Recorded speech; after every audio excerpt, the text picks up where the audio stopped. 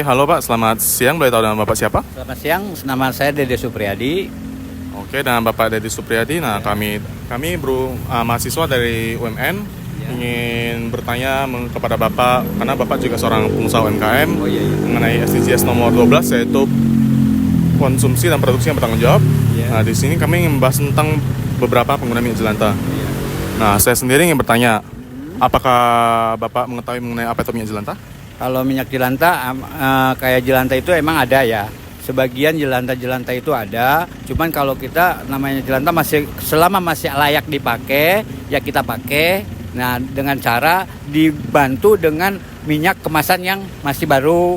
Kalau misalkan kita sehariannya itu minyak 6 liter sehari, itu paling sisa jadi jelantahnya paling 2 liter. Nah, ntar yang 2 liter kita endapin ke tempat, nanti semalam kotorannya turun, lalu kita tuangin lagi ke wajan sampai dia kotorannya jangan ikut. Nah, habis itu kita tambahin pakai ya minimal 2 liter sampai 4 liter. Oke, nah kalau dari Bapak sendiri kira-kira kan minyak jelantah itu pasti tak bersisa kan gimana pun caranya. Iya. Ada beberapa minyak jelantah emang udah kotor yang nggak bisa pakai. Nah, biasanya itu kalau udah nggak bisa dipakai, kira-kira Bapak apain? Nah, kalau memang udah tidak layak kita buang aja.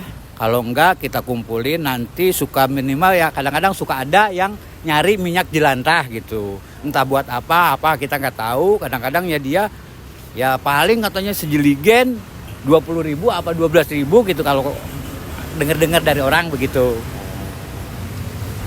Bapak udah mencoba melakukan yang kayak itu? Alhamdulillah belum sama sekali, karena saya dari 6 liter itu ya paling sisa 1 liter 2 liter masih bisa layak dipakai. Kebetulan saya belum pernah nyoba, ngejual pun juga belum nyoba.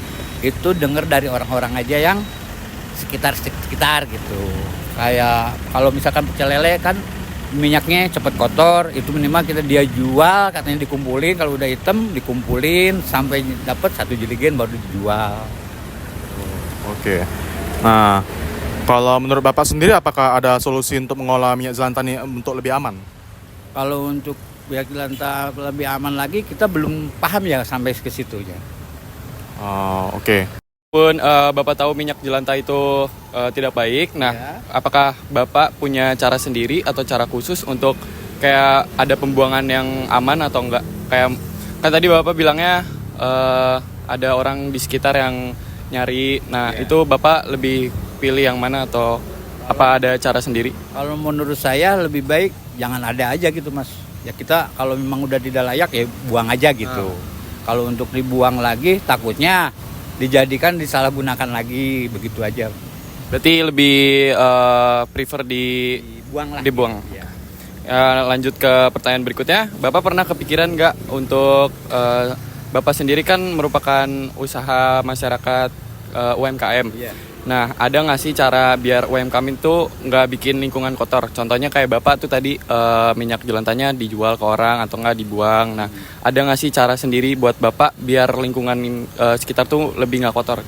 Ya kalau untuk itu ya belum paham ya kalau biar lingkungannya biar gak kotor gitu ya dibuang kemana-kemana ya.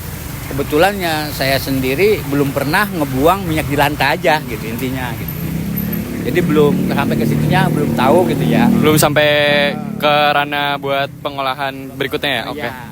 Lanjut ke pertanyaan berikutnya, kalau misal disimpan minyak jelantahnya, bagusnya untuk apa atau mending gimana gitu? Kalau untuk disimpan kita juga ya kayaknya ribet juga gitu ya. Kita kalau minyak jelantah kadang kelamaan kan ada bau, kalau tumpah ya licin, jadi bikin ribet gitu ya. Intinya ya baiknya jadi jangan salah gunain aja. Kalau emang minyaknya nggak kepake, kalau emang secukupnya ya pakainya ya secukup-cukupnya aja gitu. Jangan sampai melebihi batas aja gitu. Kalau pemakaiannya, jadi biar nggak ada sisa gitu aja. Oke, berarti menurut Bapak tuh, menurut pendapat Bapak, kalau misal minyak jelantah itu lebih baik tidak digunakan lagi ya? Ya. Oke, baik. Makasih Pak. Terus saya mau nanya nih Pak, Iya, iya. soal kebersihan usaha Bapak. Apakah Bapak punya cara sendiri untuk menjaga kebersihan usaha Bapak ini? Alhamdulillah saya ini kerjasama dengan Indomaret, dengan UMKM juga, terutama oleh jualan di UMKM dengan syarat dengan kebersihan, disiplin dari kebersihan. Insya Allah Indomaret pun juga siap menerima gitu, siap tahan lama lah, tergantung dari pihak manajemen Indomaret, entah ini bisa apa enggak gitu ya. Kadang-kadang ya kita udah seminimal mungkin kita kebersihan apa, kalau emang dari pihak Indomaretnya nggak boleh, ya kita apa boleh buat gitu, mundur ya. Kalau bisa ya kita sejaga mungkin ya kita dari kebersihannya aja dulu. Kalau udah kita kebersihannya udah kita berjuang gitu, udah kita usaha, ya insya Allah anak dari Indomaret juga siap bertahan lama gitu. Terus untuk efeknya, Bapak tahu nggak sih efek apa yang diberikan oleh minyak jelantah kalau digunakan kembali untuk memasak lagi gitu? Kalau sampai situ saya nggak paham, Mas. Iya. Oke. Terus Bapak punya pesan nggak kepada pelaku UMKM selain Bapak nih yang tidak bertanggung jawab, mereka menggunakan kembali minyak jelantah untuk menggoreng masakan seperti ini? Ya buat rekan-rekan kami yang pedagang kaki lima dari UMKM, ya mudah-mudahan seenggaknya kalau ada minyak jelantah tolong jangan disalahgunakan gitu. Lebih baik ya kalau bisa dikumpulin ya kumpulin aja. Kalau enggak pemakaiannya secukupnya aja.